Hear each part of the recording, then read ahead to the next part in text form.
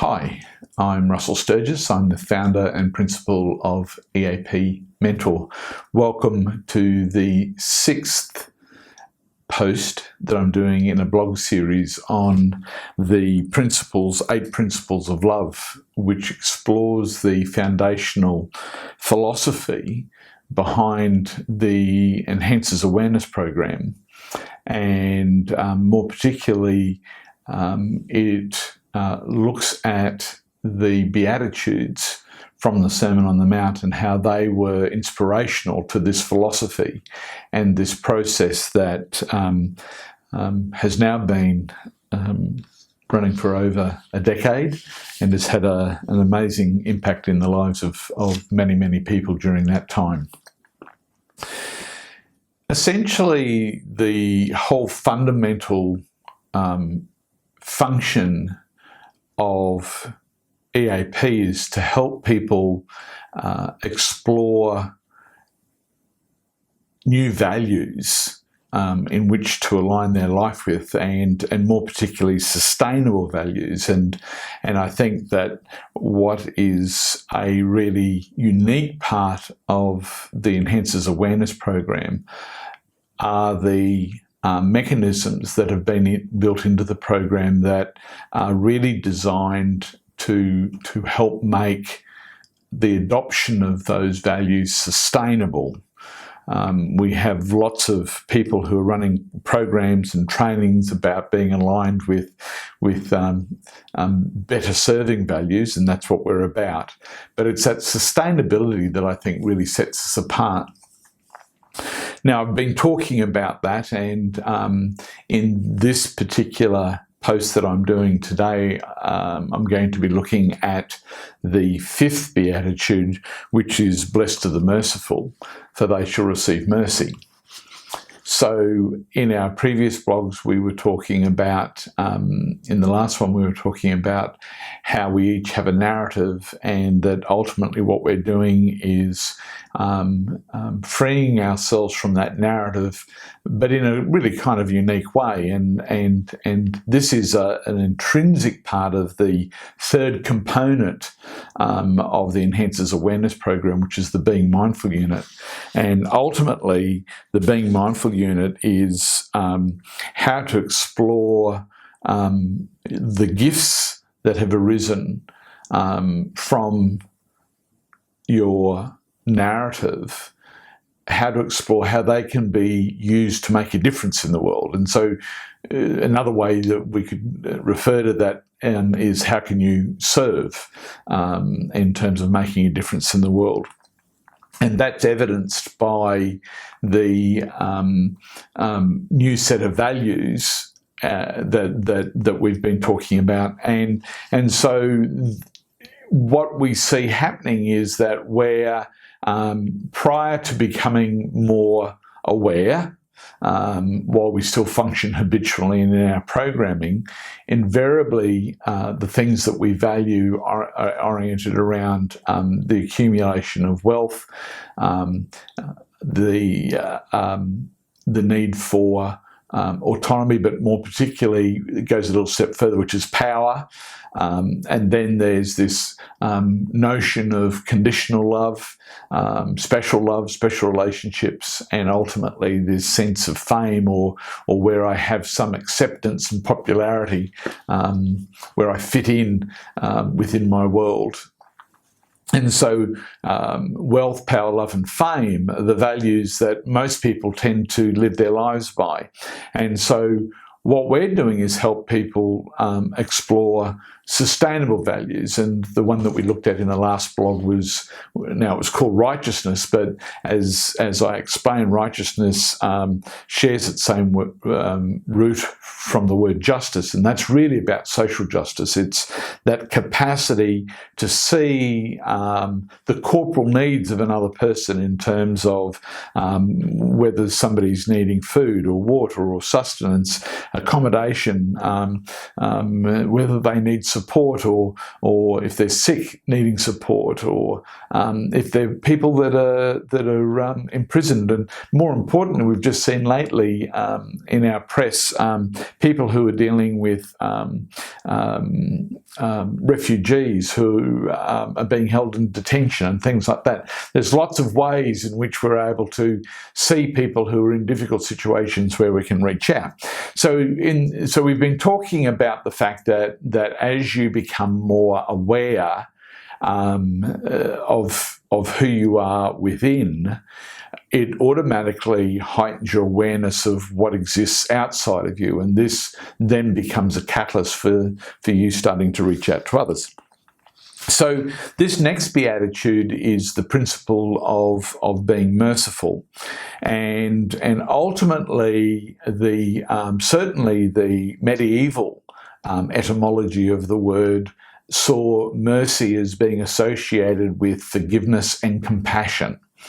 And so this is a step beyond meeting the needs through social justice and the corporal needs of people.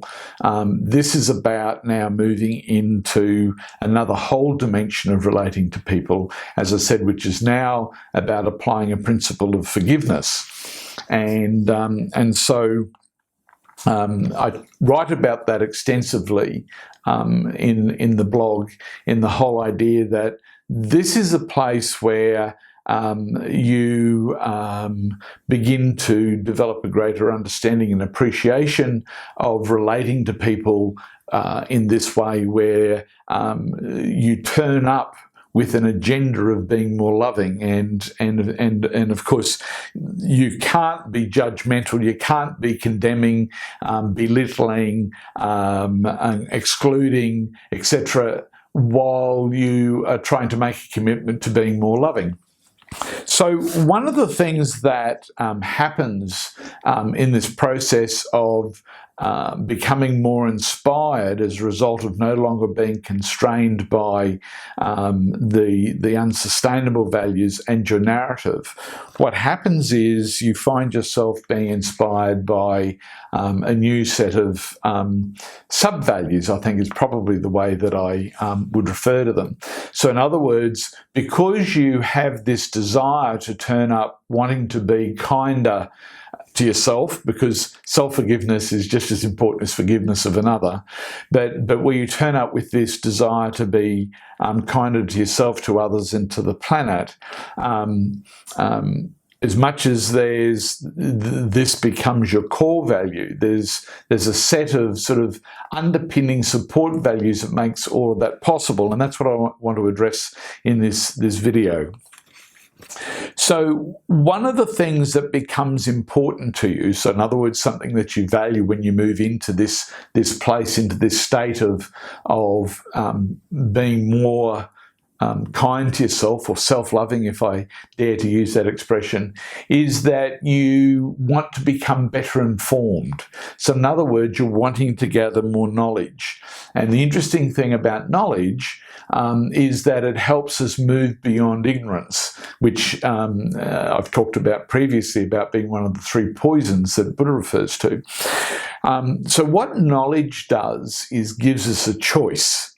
So while we remain ignorant, there's no choice. We keep on doing what we've always done, getting what we've always got. All of a sudden, if we go in search of being better informed, if we go in search of gathering more information, then all of a sudden, we're now presented with a choice. Now, the interesting thing is I've talked about values in the past as being about recognising that what you value is reflected in terms of how you spend your time and resources, money, etc. So if you all of a sudden develop a sense that what's important to you is knowledge, you're going to spend time reading, you're going to spend time researching. Now that could be time that's spent watching TV, playing cards, or doing other things that gambling. But all of a sudden, you're choosing to shift what's important here from those things to something that has one of the key elements to developing sustainable values, and that's the gathering of more knowledge. With knowledge, then you take it another step, and knowledge is really the what, and now you're wanting the why. In other words, you're wanting to understand, well, I've got this knowledge. Why would this be important for me to do something with this? And so the expanded part of knowledge is the understanding of what the benefits would be. So this is getting, so you've now got a better understanding of the what it would be to be different, what it would look like. Now you're exploring the actual why, and this is about developing a sense of getting a motive for wanting to adopt this knowledge. So you've been given a choice. Now it's about going, well, hang on a second, is this something that I really want to take on board? And of course, this is reinforced by the third value, which is, so we've got knowledge, understanding, and the third one is wisdom. And wisdom is about the application of it, in terms of it's about taking this, and of course we're focusing this on being more loving. So we're taking this this knowledge of how to be more loving, and what the benefits of that would be in terms of our well-being and the well-being of others on the planet. And we're now able to go, okay, so what's the way that I can actually make this real? How can I actually apply love to being more self-loving to myself, being more self-loving to another person, and showing love to the planet and its critters? And so there's another level. And of course, this research, as you can see, all of this is about accumulating expanded levels of knowledge, understanding, and wisdom, so that you have the capacity to turn up being more mindful. And that's really what the key element here is, that without a choice, which leads to being more aware, and without awareness, it's impossible to be mindful. Mindfulness is remembering, particularly from a Western perspective, mindfulness is remembering in each moment that I have a choice. I have a choice to be more, to be kinder to myself, that there's a choice to be kinder to others and kinder to the planet. And so that choice, though, isn't just about information. It's about the understanding of what it would take, both in terms of strategy and what it would take in terms of motivation, to have that be something that would be implemented into my life. So that's sort of the backing up knowledge that comes to this process of being mindful. Now, one of the things that becomes really important in this, and this becomes another one of these sub values, is the seeking of counsel. And ultimately, counsel, I believe, takes on two different expressions. One is inspiration, and the other one is intuition.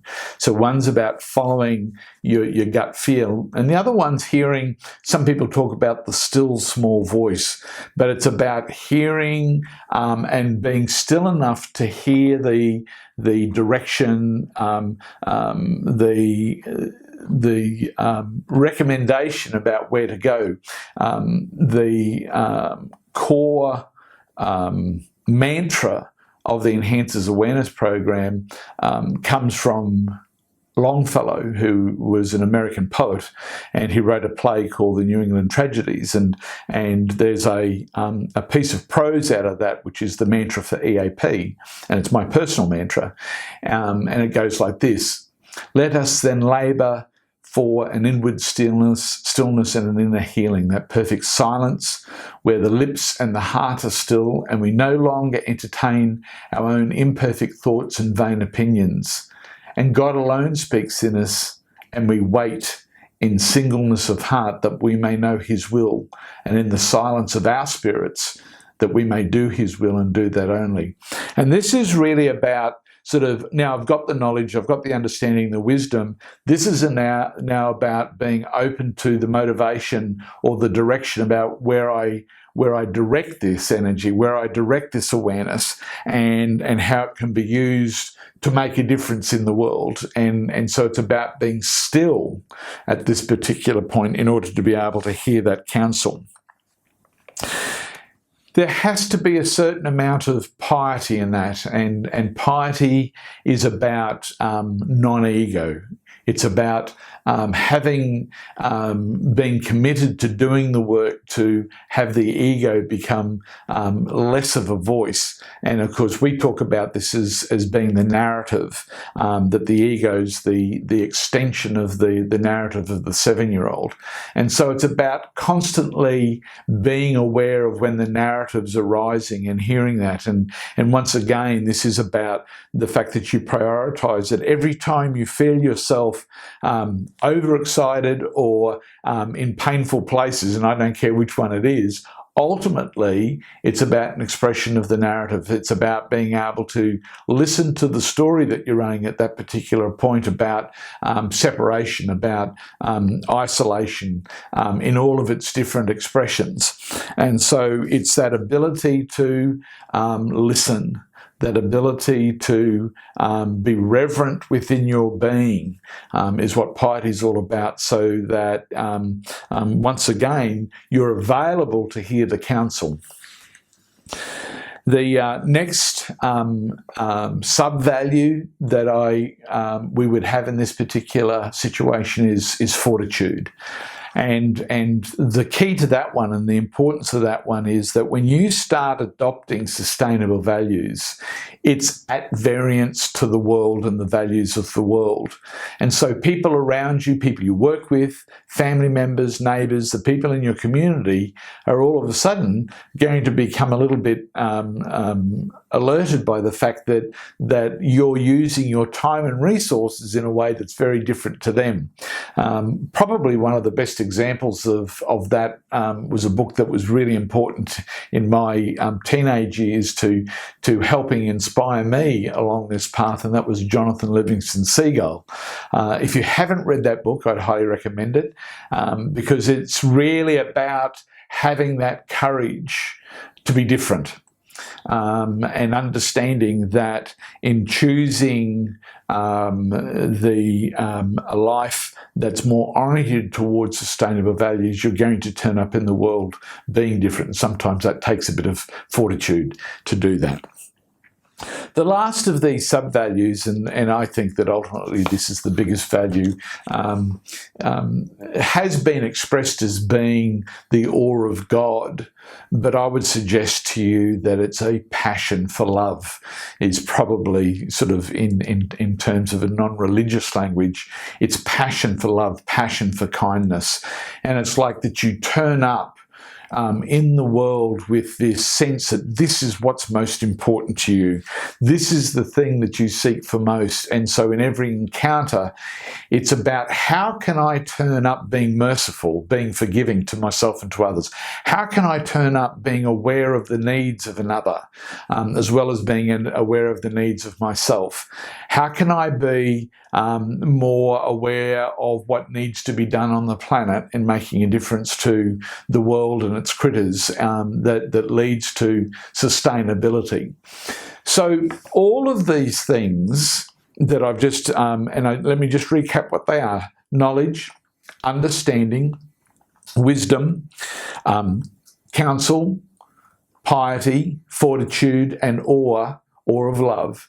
These are the sub-values that ultimately support the commitment to adopting a life where the things that you aspire for in terms of how you turn up in the world, in terms of what you ultimately value, is social justice, is forgiveness, pure love, which is about being a light. And in our next post, I'll be in this blog series, I'll be writing about this whole notion of stepping up and letting your light shine, which is ultimately pure love.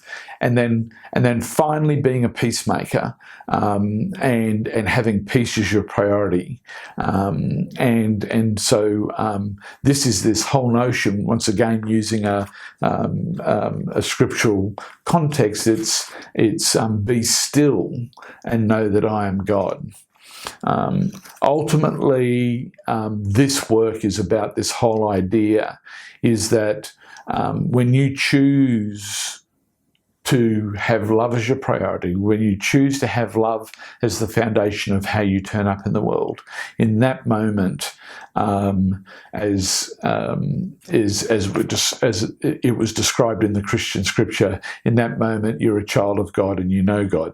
In that moment you are coming back to that place of oneness, but it requires the place of stillness. And all of these things are about bringing you to that place of stillness. Thank you for listening. To find out more about EAP, the Enhances Awareness Program, go to our website, eapmentor.com. We have a fabulous Facebook page, as I say every time, where if you go to Enhances Awareness Program, every day just about there's something inspirational about how to live with these values at the forefront of your consciousness, how to have mindfulness and awareness be fundamental to how you sustain that. And go back and have a look at the posts and the blog series that we've done over the last several years that may be inspirational. And if you'd like to find out more about EAP, please speak to one of our mentors. Anyway, thank you, and I'll speak to you again soon. Bye.